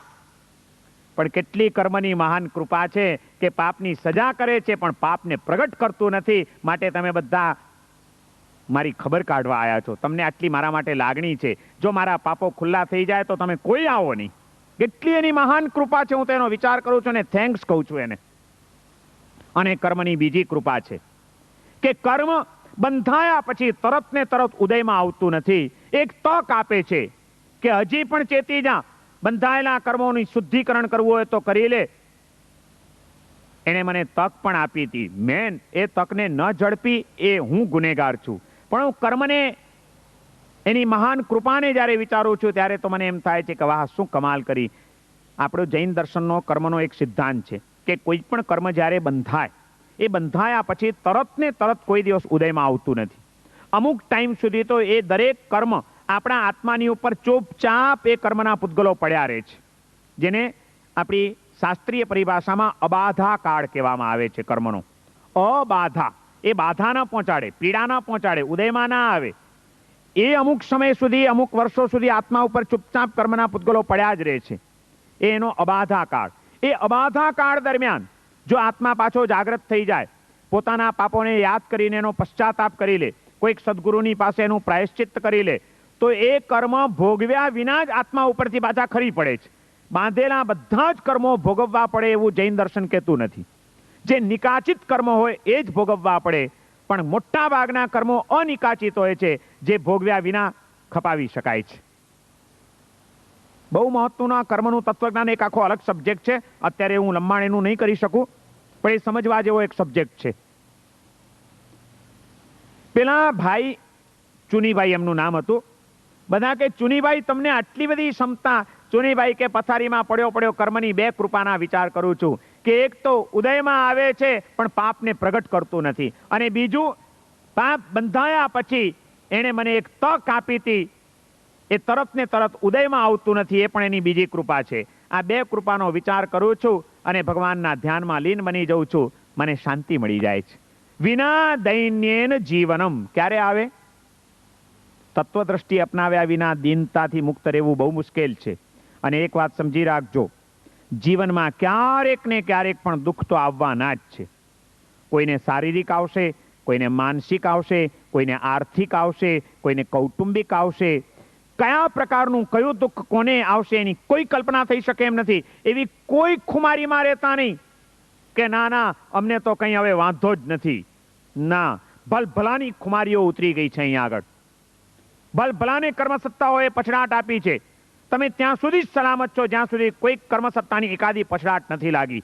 જે દિવસે પછડાટ લાગશે એ દિવસે તમારી હોશિયારી, તમારો વૈભવ, તમારી સંપત્તિ, તમારો પૈસો, તમારો પરિવાર, એ બધું તમારા માટે નકામું બની જશે અને લકવાની અંદર સબળતા પડ્યા રહેશો.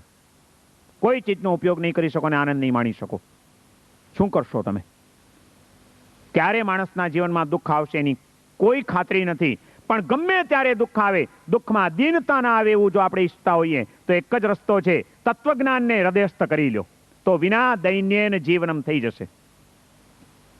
કર્મનું તત્વજ્ઞાન આપણને દુઃખમાં સ્વસ્થ બનવાની શક્તિ આપે છે, એક વાત.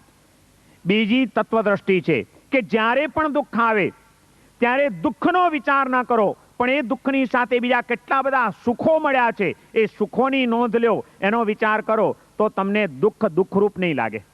માણસ એટલા માટે દુઃખી થાય છે, પરિસ્થિતિ માણસને જેટલી દુઃખી નથી કરતી એના કરતાં વધુ મનસ્થિતિ માણસને વધુ દુઃખી કરે છે. એની માનસિક સ્થિતિ, એના મનના વલણ, એને ખોટી કરેલી કલ્પનાઓ, એના કારણે માણસ વધુ દુઃખી થાય છે.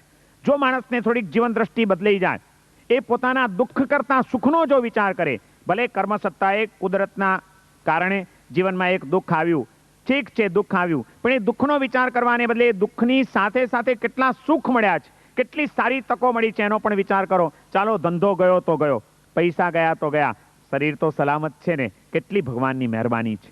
પરિવાર તો બરોબર છે ને, પત્નીનો પ્રેમ તો છે ને, કેટલી ભગવાનની મહેરબાની છે. શું સુખો મળ્યા છે એનો વિચાર કરો. 11 સુખ મળ્યા છે અને એક દુઃખ મળ્યું છે, પણ માણસ 11 સુખનો આનંદ નથી માણી શકતો, એક દુઃખના રોદણા રડવામાંથી બહાર નથી આવતો. આપણને દુઃખી કોણ કરે છે? તમે જ તમને દુઃખી કરી રહ્યા છો, કોઈ તમને દુઃખી કરી શકે એમ નથી. જ્ઞાની પુરુષોએ કીધું કે વિના દૈન્યેન જીવનમ, દીનતા વગરનું જીવન જોઈતું હોય તો જીવનની દ્રષ્ટિ બદલી નાખો. શું નથી એનો વિચાર કરવાને બદલે શું છે મારી પાસે એનો વિચાર કરો તો હૃદય આનંદથી ભરાઈ જશે. મારી પાસે આ છે, મારી પાસે આ છે, મારી પાસે આ છે. આ તો કોકની પાસે મર્સિડીઝ છે, પણ આપણે ત્યાં હજી મર્સિડીઝ નથી, આપણે તો હજી પિજોટમાં ફરીએ છીએ. એને પિજોટનો આનંદ નથી, પણ મર્સિડીઝ નથી મળી એનું દુઃખ એને સતાવ્યા કરે છે. માણસ આમ દુઃખી થાય છે. એટલે ભાઈ શું ફરક પડે છે, પણ તારે જ્યાં પહોંચવું છે ત્યાં તું પિજોટથી પહોંચી શકીશ, પેલો ભલે ને મર્સિડીઝથી પહોંચે, તારું કામ ચાલે છે ને. શું કામ પણ દુઃખી થાય છે કોકનું સુખ જોઈને? માણસ બીજાનું સુખ જોઈને બળતરાઓ કરીને દુઃખી થાય છે. માણસ પોતાના સુખની નોંધ લેવાને બદલે દુઃખની નોંધ લઈ લઈને દુઃખી થાય છે. આ બધી ખતવણીઓ ઊંધી ચાલી રહી છે આપણી. મેં પહેલાં તમને એકવાર કીધું હતું કે જિંદગીના ચોપડામાં સાચી ખતવણી કરતા શીખો, સુખી થઈ જશો. તત્વજ્ઞાનનું આ એક જ કાર્ય છે. શું મળ્યું છે એની નોંધ લ્યો ને. શરીર સરસ મળ્યું છે, 5 ઇન્દ્રિયો પરિપૂર્ણ મળી છે, પરિવાર પ્રેમાળ મળ્યો છે, કેટલી બધી સારી વસ્તુઓ મળી છે. દુનિયામાં જુઓ કેટલાય માણસોને બિચારાને આંખ જ નથી. કલ્પના કરો 1 મિનિટને માટે કે 1 મહિના માટે 2 તમારી આંખો ચાલી જાય સંપૂર્ણપણે તો તમારી શું હાલત થાય? આજે તમારી આંખો બધું જોઈ શકે છે, બધો વ્યવહાર ચલાવી શકે છે, ભગવાનની ઓછી મહેરબાની છે? ઓછું સુખ છે તમારું? કલ્પના કરો કોઈક એક્સિડન્ટમાં ફૂરચે ઉડી ગયા હો અને હાથ પગ કપાઈ ગયા હોય તો તમારી હાલત શું થાય? તમે ન તમે ખાઈ શકો, ન ચાલી શકો, ન શરીરની ક્રિયાઓ કરી શકો, સંપૂર્ણ પરાધીન જીવન જીવવું પડે તો ગમે એટલો પૈસો હોય તે છતાં તમે સુખી થઈ શકો? આજે તમારા હાથ પગ સલામત છે, બધું તમે કરી શકો છો, ભગવાનની ઓછી મહેરબાની છે? થેન્ક યુ કહો ભગવાનને કે વાહ પ્રભુ, તે મને કેટલી સરસ તકો આપી છે. શું મળ્યું છે એની ગણતરી કરો તો જે નથી મળ્યું એનું દુઃખ તમને રડાવી નહીં શકે. પણ માણસ મારી પાસે આ નથી, મારી પાસે આ નથી, મારી પાસે આ નથી. પેલા ભાઈ તો વિલામાં રહે છે ને આપણે તો એપાર્ટમેન્ટમાં હજી છીએ, 10 વર્ષથી આવ્યા છીએ. તોય એ એપાર્ટમેન્ટ મળ્યું છે એની નોંધ લઈને પણ લોકોને ઝૂંપડામાં રહેવા નથી મળતું. છે એની નોંધ કરો, નથીનો વિચાર માંડી વાળો. આજે આપણી પાસે જે પ્રાપ્ત છે સુખો, એ પ્રાપ્તનો પણ આનંદ માણસ માણી શકતો નથી અપ્રાપ્તની તૃષ્ણાના કારણે. મને આ નથી મળ્યું, મને આ નથી મળ્યું, મારી પાસે આ નથી, મારી પાસે આ નથી, મને આણે પ્રેમ ના આપ્યો, મને આણે પ્રેમ ના આપ્યો. 2 જણાએ પ્રેમ ના આપ્યો પણ 4 જણાએ આપ્યો છે ને, એની નોંધ લેને ભાઈ, સુખી થાને, ખુશ રહે ને. પણ આપણું નેગેટિવ થિંકિંગ, રોંગ થિંકિંગ એવું ચાલી રહ્યું છે કે જેણે આપણી આખી લાઈફને ડિસ્ટર્બ કરી નાખી છે. શું કરવું છે તમારે? આપણે ત્યાં ગુજરાતીની અંદર એક બહુ સારા જાણીતા કવિ છે, મકરંદ દવે. બહુ આધ્યાત્મિક ભૂમિકાનો કવિ છે. અમારા ખાસ પરિચયમાં છે. એણે ખૂબ રચનાઓ લખી છે. આજે ગુજરાતી સાહિત્યકારોમાં એનું પહેલી હરોળમાં સ્થાન કહેવાય. એ મકરંદ દવેની ઘણી બધી ગઝલો છે. એમાંની એક ગઝલ છે, બહુ મને ગમે છે. એણે સરસ વાત, આ જ તત્વજ્ઞાનની વાત એણે એની ગઝલમાં ઉતારી છે. એણે બહુ જ સરસ વાત કરી. એમાં એમ કહે છે કે અફસોસને આસન કદી જો આપશું. અફસોસને જો આપણે હૃદયમાં સ્થાન આપ્યું, મને આ નથી, મને આ નથી, અફસોસ કરવાનો જો શરૂ કરી દીધો તો શું થશે? અફસોસને આસન કદી જો આપશું તો જે રહ્યું થોડું તે લૂંટી જશે. જે થોડુંક સુખ છે એ બી અફસોસમાં બધું ધોવાઈ જશે. માણસ ભોગવી નહીં શકે, માણી નહીં શકે, એનો આનંદ લૂંટી નહીં શકે. અફસોસને આસન કદી જો આપશું તો જે રહ્યું થોડું તે લૂંટી જશે. જો ગુમાવ્યાની ગણતરીમાં પડ્યા તો ફૂલ ઉઘડતું એ ચૂંટી જશે. આંખ સામે ઉગતો દિન રાખીએ. રોજ સૂર્ય ઉગે પણ છે અને રોજ આથમે પણ છે. જે અસ્તનો વિચાર કરશે એ દુઃખી થશે. જે ઉદયને જોઈને જીવન જીવશે એ સુખી થશે. કવિ કહે છે કે આંખ સામે ઉગતો દિન રાખીએ, જે મળી સૌરભ જીવનમાં ચાખીએ. કોણ જાણે છે હૃદય પીસી પ્રભુ રંગ અંગોમાં નવા ઘૂંટી જશે. કોણ જાણે છે હૃદય પીસી પ્રભુ રંગ અંગોમાં નવા ઘૂંટી જશે. મહેંદી જેમ પીસાય એમ એનો રંગ વધુ ખીલે. એમ આપણું જીવન દુઃખોમાં અને મુસીબતોમાં જેમ વધુ ભીસાય એમ જીવનના રંગ વધુ ખીલે. કોને ખબર પરમાત્માની કોઈ કે પણ અદૃશ્ય કૃપા કેમ નહીં હોય કે આપણને મુસીબતમાં મૂકીને, દુઃખમાં મૂકીને પણ કંઈક આપણું ભલું કરવા માંગતા હશે. એમાં પણ આપણી કોઈક શક્તિનો વિકાસ થવાનો હશે. માટે જે આવ્યું છે એનો મારે સ્વીકાર કરવો છે, પ્રતિકાર નથી કરવો. આ વાતને એકવાર અપનાવી લો, જીવન સુખી થઈ જશે. કર્મનું તત્વજ્ઞાન, એ કર્મની બે મહાન કૃપા. કર્મ ઉદયમાં આવે છે પણ તરત એ પાપને પ્રગટ કરતું નથી. અને બીજું, કર્મ બંધાઈને તરત ને તરત ઉદયમાં આવતું નથી. એ તમને એક તક આપે છે. આ એક એની બે મહાન કૃપા છે. એનો વિચાર કરો. મારા બાંધેલા જ કર્મ મને ઉદયમાં આવે છે. કોઈના બાંધેલા કર્મ કોઈને ઉદયમાં આવતા નથી. દુઃખ આવ્યું છે એનો અર્થ મેં એને આમંત્રણ પત્રિકા મોકલી છે, પાપ કરીને, કર્મ બાંધીને. મારા આમંત્રણથી મહેમાન આવ્યા છે તો મારે એને સ્વીકારી લેવા જોઈએ. આ સમજણ પણ તમને દુઃખમાં રડતા બચાવશે. અને ત્રીજી વાત, શું નથી એની ગણતરીઓ કરવાને બદલે શું મળ્યું છે એની નોંધ લેવાની શરૂ કરી દો જિંદગીની અંદર. તમે સુખી થઈ જશો. અહીં ભક્ત ભગવાનને પ્રાર્થના કરે છે કે હે પ્રભુ, દેહી મેં પરમેશ્વર, મને આપો. શું આપો? પહેલી વાત કીધી કે અનાયાસેન મરણમ. મૃત્યુ ન થાય, મરવું ન પડે એવું ભગવાન નથી માંગતો, પણ મારું મૃત્યુ સહજતા ભર્યું થજો. સાહજિક રીતે મૃત્યુનો સ્વીકાર કરવાની પ્રભુ શક્તિ આપજો. અને એ મૃત્યુ આવે એ પહેલાનું જે જીવન જીવવાનું છે, જીવન વિના દૈન્યેન જીવનમ. જીવનમાં પ્રભુ દુઃખ ના આવે એવું નથી માંગતો. ગમે એવા દુઃખો આવે પણ દુઃખમાં દીનતા ના આવે. દુઃખમાં હું ભાંગી ન પડું, દુઃખમાં હું સ્વસ્થ રહી શકું એવી પ્રભુ મને શક્તિ આપજો. આ બીજી માંગણી. અને એ પછી હવે ત્રીજી માંગણી છે, લાસ્ટ. ત્રીજી માંગણીમાં કે છે કે દેહાંતે તવ સાનિધ્યમ. દેહાંતે, આ દેહનો જ્યારે અંત આવે, આત્માનો તો અંત આવતો જ નથી, આત્મા તો શાશ્વત છે, પણ દેહનો અંત આવે ત્યારે દેહાંતે તવ સાનિધ્યમ. હે પ્રભુ, જ્યારે આ દેહમાંથી પ્રાણને નીકળવાની પળ આવે ત્યારે મારી પાસે કોણ હોય એ માટેનો પણ મેં વિચાર કરી લીધો છે. મરતી વખતે પાસે કોણ હોય તો સારું? શું ગમે તમને? પત્ની જોઈએ? ભાઈ હું જરા સિરિયસ થઉં તો તરત જ મારા દીકરાને બોલાવી લેજો, કહી રાખ્યું છે ને. દીકરો જોઈએ? કોણ કોણ જોઈએ? ભક્ત અહીં ભગવાનને પ્રાર્થના કરે છે કે પ્રભુ, મૃત્યુની અંતિમ પડે મારી પાસે કોઈ નહીં હોય, મારી પત્ની નહીં હોય તો ચાલશે, મારા બાળકો નહીં હોય તો ચાલશે, મારા સ્વજનો નહીં હોય તો ચાલશે, મારી સંપત્તિ નહીં હોય તો ચાલશે, મારા વૈભવો નહીં હોય તો ચાલશે, પણ પ્રભુ જ્યારે આ દેહમાંથી નીકળવાની પળ આવે તે વખતે તમારું સાનિધ્ય હોજો મને, બસ બીજું કાંઈ નથી જોઈતું. દેહાંતે તવ સાનિધ્યમ. પ્રભુ, તમારું સાનિધ્ય મારા હૃદયમાં તમે પધારજો. કેટલી અદ્ભુત માંગણી છે. મૃત્યુની અંતિમ પડે પ્રભુના ચરણ આપણા હૃદયમાં હોય અને આપણું હૃદય પ્રભુના ચરણમાં હોય અને મૃત્યુની પળ આવી જાય તો એ મૃત્યુ કેટલું મંગલમય બની જાય. બે વાત જરાક ધ્યાનથી યાદ રાખજો. બે વાત છે. મૃત્યુ વખતે બેમાંથી એક તો હોવું જ જોઈએ. કાં આપણું હૃદય પ્રભુના ચરણમાં હોય અને કાં પ્રભુના ચરણ આપણા હૃદયમાં હોય. ફરક સમજ્યા ને? આપણું હૃદય પ્રભુના ચરણમાં, અને કાં તો પ્રભુના ચરણ અને એનું સ્મરણ આપણા હૃદયમાં, અને આ દેહમાંથી નીકળવાની પળ આવે કે એટલું મહાન અને મંગલમય મૃત્યુ બની જાય. ભક્ત ભગવાનને પ્રાર્થના કરે છે કે દેહી મેં પરમેશ્વર, હે પરમેશ્વર, હે પ્રભુ, મને આ 3 ચીજો આપજો. સહજતા ભર્યું મૃત્યુ આપજો, દીનતા વગરનું જીવન આપજો, અને મૃત્યુની અંતિમ પડે તમારું સાનિધ્ય આપજો. આ 3 ચીજો મળી જશે તો હું ન્યાલ થઈ જઈશ. કેટલી અદ્ભુત માંગણી!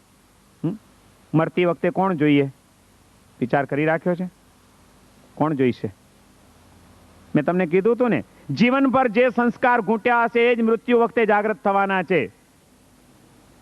કયા સંસ્કાર લઈને મરવું છે? ભગવાનનું સ્મરણ, તો ભગવાનનો પ્રેમ આજથી કેળવો, ઘૂંટી નાખો કે સબકોન્શિયસમાં પણ પરમાત્મા બેઠેલા હોય. કદાચ તમે મરતી વખતે બેભાન હો, અનકોન્શિયસ થઈ ગયા હો, પણ તે વખતે તમારા સબકોન્શિયસ માઇન્ડની અંદર પરમાત્માનું સ્મરણ ચાલુ હોય. દેહાંતે તવ સાનિધ્યમ, ભગવાનનું આંતરિક સાનિધ્ય હોય, અને મૃત્યુ આવે, મજા આવી જાય. અને એમ સમજતા નહીં કે આ અશક્ય વાતો છે. આવું મૃત્યુ થઈ શકે છે, અદ્ભુત મૃત્યુ થઈ શકે છે. મેં એવું એક મૃત્યુ જોયું છે, એની વાત કહીને પ્રવચન પૂરું કરું છું. અમે થોડાક વર્ષો પહેલા સૌરાષ્ટ્રમાં લીંબડી ગામ છે, સુરેન્દ્રનગરની બાજુમાં, એ લીંબડીમાં અમારું ચાતુર્માસ હતું.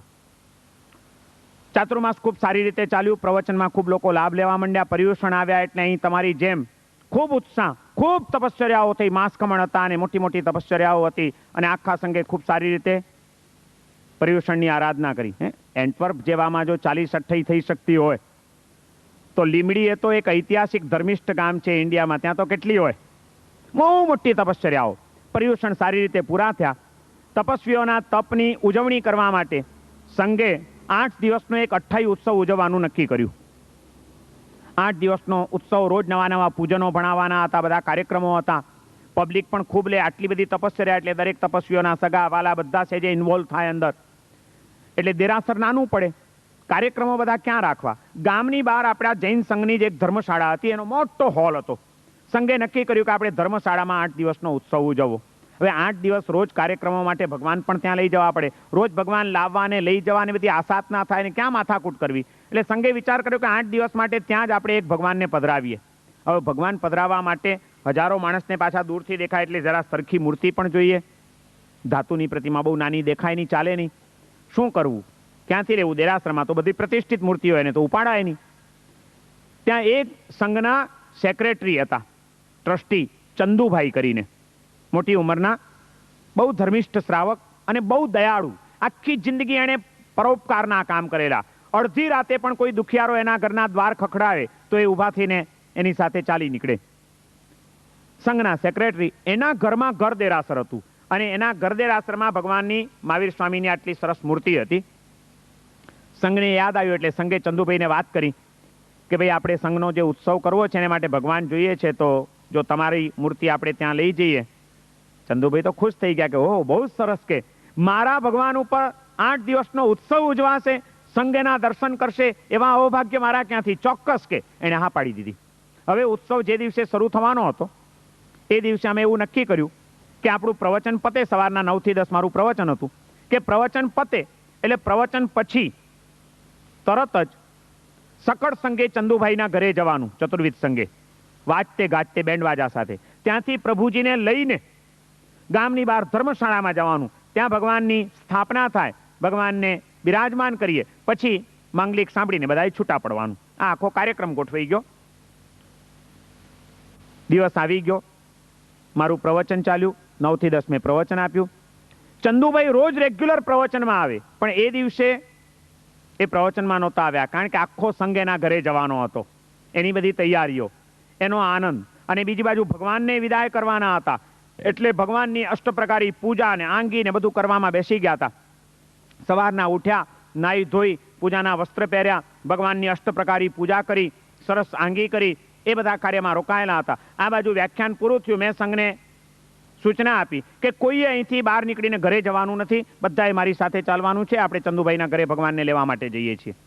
સાધુ, સાધ્વી, શ્રાવક, શ્રાવિકા, ચતુર્વિધ સંઘ ત્યાંથી નીકળી ઉપાશ્રયથી ચંદુભાઈના ઘરે પહોંચ્યા. અમે ઉપર પહેલા માળે એમનું ઘર હતું બિલ્ડિંગમાં. આખો સંઘ તો ઘરમાં આવી ન શકે, બીજે બધી પબ્લિક નીચે ઊભી રહી, લગભગ 1000 થી 1200 માણસ હતું. પણ અમે સાધ્વીજી મહારાજ ને થોડાક આગેવાન શ્રાવકોને બધા ઉપર ગયા. ચંદુભાઈ તૈયાર હતા, ભગવાનને તૈયાર રાખીને બેઠા છે. અમે કીધું ચાલો ચંદુભાઈ, સંઘ આખો નીચે ઊભો છે, જલ્દી કરો હવે. એટલે તૈયાર પ્રભુની અષ્ટપ્રકારી પૂજા કરેલી છે. આવી રીતે આમ બાજોટ ઉપર ભગવાન બિરાજમાન છે. ચંદુભાઈ આમ બેઠેલા હતા અને કે હા બસ મારા સાહેબ તૈયાર છે પ્રભુજીને. પછી એમની એક જ દીકરી સાથે, બીજું કોઈ નહીં, પોતે એમનો પરિવારમાં બીજું કોઈ હતું નહીં, પત્નીનું મૃત્યુ થઈ ગયેલું, એક દીકરી એમની સાથે રહેતી હતી.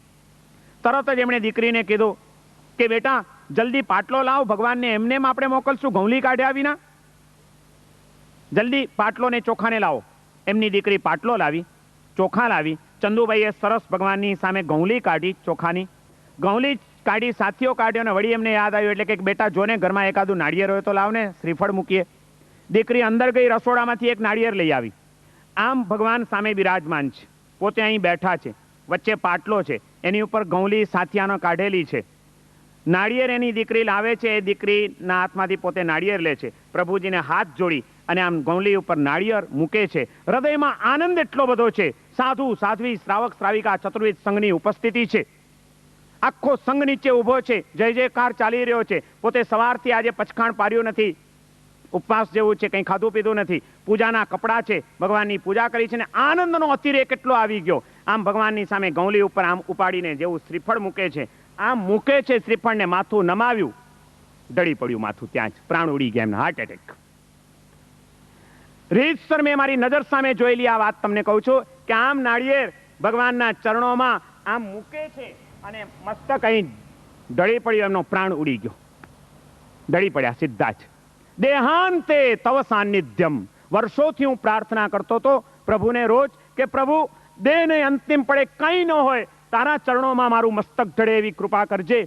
પ્રાર્થના કરતો હતો, પણ એ પ્રાર્થનાને સાક્ષાત રૂપે જોવાનો જો મોકો મળ્યો હોય તો એ દિવસે મને મળ્યો. અને ત્યારે મને ખરેખર એમ થઈ ગયું કે કમાલ કરી ચંદુભાઈ, જિંદગી જીતી ગયા તમે. ચતુર્વિધ સંઘની ઉપસ્થિતિ હોય, સાધુ સાધ્વીનું શરણ હોય, ભગવાનનું સાનિધ્ય હોય, પૂજાના વસ્ત્ર હોય, ઉપવાસની તપશ્ચર્યા હોય અને ભગવાનના ચરણોમાં મસ્તક ઝૂકી જાય, એ કેટલું મંગલમય મૃત્યુ. દેહાંતે તવ સાનિધ્યમ. ભગવાનનું સાનિધ્ય ને મળી ગયું. મૃત્યુ કોને કહેવાય? સંઘે નક્કી કર્યું કે આ મૃત્યુ તો મહાન મૃત્યુ કહેવાય. આવા આત્માની ઠાઠડી ન કઢાય, એની પાલખી કાઢવાનું નક્કી કર્યું સંઘે. જેમ સાધુ મહારાજની કે આચાર્ય મહારાજની પાલખી નીકળે, ચંદુભાઈને એ જ રીતે પૂજાના વસ્ત્રની અંદર પલાઠી વાળીને બેસાડી દેવામાં આવ્યા. શિખર વાળી એમની એક પાલખી તૈયાર કરવામાં આવી અને આખા ગામના દુખિયારાના દુઃખ એવા એણે દૂર કર્યા હતા, એટલાના આંસુ લૂછ્યા હતા. 18 કોમ એની સ્મશાન યાત્રામાં ઉમટી અને એક સાધુ મહારાજને જેવા માન સાથે જય જય નંદા જય જય બદ્દાની સાથે જેમ સ્મશાન યાત્રા નીકળે, એમ એમની સ્મશાન યાત્રા ગુલાલ ઉડાડતા ઉડાડતા નીકળવામાં આવી. સૌએ કીધું કે આવા આત્માનો શોક ન હોય, આ આત્મા તો સદગતિમાં ચાલ્યો ગયો, એનો આનંદ હોય. અને એ રીતે એમની સ્મશાન યાત્રા નીકળી. એ દિવસે ઉત્સવ તો બંધ રહી ગયો. બીજા દિવસે સંઘ વિચારમાં પડ્યો કે શું કરવું. ત્યાં એમના પરિવારના સ્વજનો આવ્યા. એમણે કીધું કે અમારા પિતાજીનું મૃત્યુ નથી થયું, એ તો અમર થઈ ગયા છે, એ અમર થઈ ગયા છે. એમના મૃત્યુનો શોક ન હોય ને એમના કારણે ધર્મ સંઘનું આવું આરાધનાનું કાર્ય અટકવું ન જોઈએ. ઉત્સવ ચાલુ રાખો, અમે ઉત્સવમાં ભેગો ભાગ લઈશું. અને એ પરિવારે કોઈ શોક પાડ્યા વિના ભગવાનના ઉત્સવમાં સક્રિયપણે ભાગ લીધો. મંગલમય મૃત્યુ થઈ ગયું. મૃત્યુ કેવું હોય? ભગવાન પાસે 3 જ માંગણી મૂકી છે. પ્રભુ, સહજતા ભર્યું મૃત્યુ થજો, દીનતા વગરનું જીવન વીતજો અને દેહમાંથી પ્રાણને નીકળવાની પળ આવે ત્યારે પ્રભુ તમારા ચરણોનું સાનિધ્ય હોજો, એ સિવાય મને કંઈ જોઈતું નથી. દેહાંતે તવ સાનિધ્યમ દેહી મે પરમેશ્વર. આપણે ત્યાં એક અદ્ભુત એવું ગીત પણ આવે છે કે જેમાં આવી માંગણી કરવામાં આવી છે કે અંતિમ વખતે મારી કેવી સ્થિતિ હોય. એસી દશા હો ભગવન જબ પ્રાણ તન સે નિકલે. એવી દશા થાય કે જ્યારે તનમાંથી પ્રાણ નીકળે ત્યારે गिरिराज की हो छाया मन में न हो वे माया જ્યારે પ્રાણ નીકળવાની પડ આવે ત્યારે શત્રુંજયની છત્ર છાયા હોય, ગિરિરાજ કીઓ છાયા मन में न होवे माया तपसे ओ शुद्ध काया, जब प्राण तन से निकले. તપથી શુદ્ધ થયેલી કાયા હોય, ગિરિરાજની છાયા હોય, મનમાં કોઈ માયા ન હોય અને આ દેહમાંથી પ્રાણ નીકળી જાય તો એ મૃત્યુ કેવું મંગલમય કહેવાય. એસી દશા હો ભગવાન જબ પ્રાણ તન સે નિકલે. એવી દશા મને પ્રભુ પ્રાપ્ત થજો કે જ્યારે આ હોય. જે હંમેશા કરતો રહે છે અને એ પ્રાર્થનાની સિદ્ધિ જેને જીવનમાં મળે છે એનું જીવન મૃત્યુ બધું જ મંગલમય બની જાય છે. એ જીવન જીતી જાય છે. આપણે મહાન પુણ્યશાળી છીએ કે આપણને ભગવાન જિનેશ્વર દેવનું ધર્મ શાસન મળ્યું છે. જબરજસ્ત કોઈક પુણ્ય આપણું ખર્ચાઈ ગયું છે માટે આપણને આ શાસન મળ્યું છે. માનવ જીવન મળ્યું એ પુણ્યનો ઉદય. માનવ જીવનની અંદર આર્ય કુળ અને સંસ્કારી ધર્મિષ્ઠ કુળમાં જન્મ મળ્યો એ તમારા પુણ્યનો ઉદય. એમાં જૈન ધર્મ મળ્યો એ પુણ્યનો ઉદય. એ જૈન ધર્મ પામીને ભલે કદાચ તમારી આજીવિકા માટે, ધંધા માટે ભારતની એ પવિત્ર ભૂમિ છોડીને કદાચ તમે ભલે અહીં બેલ્જિયમમાં આવી ગયા હો, ભલે એન્ટવર્પની ધરતી ઉપર આવ્યા હો, પણ આ ધરતી ઉપર આવ્યા પછી પણ ધર્મ કરવાની ભાવના હૃદયમાં જીવતી રહી છે એ પણ પુણ્યનો ઉદય. અને એ ભાવના તો હોય પણ સંયોગો જ અનુકૂળ ન હોય તો કંઈ કરી શકો? પર્યુષણ આવે પણ માની લો કે હમણાં સંઘે કંઈ આયોજન ન કર્યું હોત, સાધુ મહારાજને બોલાવ્યા ન હોય, કોઈ આરાધના કરાવનાર ન હોય, તો એકલા ઘરે બેસીને તમે આટલી આરાધના કરી શકો? તો આવા અનુકૂળ સંયોગો મળ્યા, એવો સરસ મજાનો સંઘ મળ્યો છે. એ સંઘ દ્વારા સાધુ મહારાજનું સાનિધ્ય મળ્યું હોય, ભગવાન જિનેશ્વર દેવની તત્વજ્ઞાનની સરવાણીઓ વહેતી હોય, એ પ્રભુની વાણી સાંભળવાના અવસર મળતા હોય, તપશ્ચર્યાની ધૂન મચી હોય, આરાધનાના અનેક અનુષ્ઠાનો ચાલતા હોય અને એની વચ્ચે આપણા પર્યુષણ પર્વ ઉજવાતા હોય, એ એન્ટવર્પ સંઘનું જેવું તેવું પુણ્ય નથી. જબરજસ્ત પુણ્યશાળી છો તમે બધા જ. આવું મહાન પુણ્ય જ્યારે જાગ્યું છે ત્યારે હવે ભગવાનને રોજ પ્રાર્થના એક જ કરજો કે પ્રભુ અમે તારા ધર્મની જે આરાધના કરીએ છીએ એ આરાધના દ્વારા બીજું કંઈ અમને જોઈતું નથી. પ્રભુ માત્ર આ 3 જ ચીજ માંગીએ છીએ. મરવું ન પડે એવું નથી કહેતો, પણ મૃત્યુ જ્યારે પણ આવે મૃત્યુ સહજતા ભર્યું થજો મારું. પ્રભુ જીવનમાં દુઃખ ના આવે એવું નથી માંગતો, પણ દુઃખમાં દીનતા ના આવે એવી પ્રભુ તમે શક્તિ આપજો.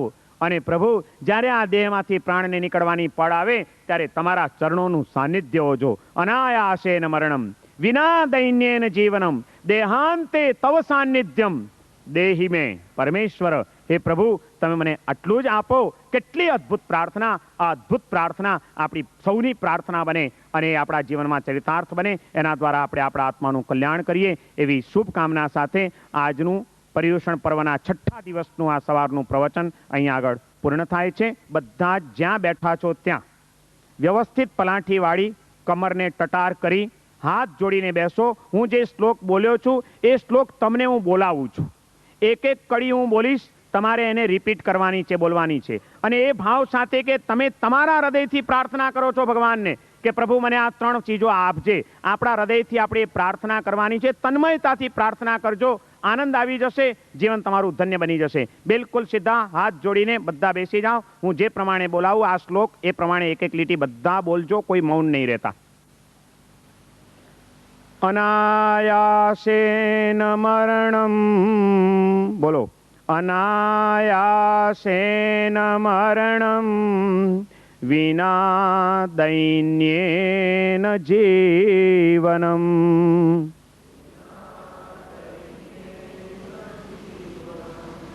દેહાંતે તવ સાનિધ્યમ તવ સાનિધ્યમ દેહી મે પરમેશ્વર.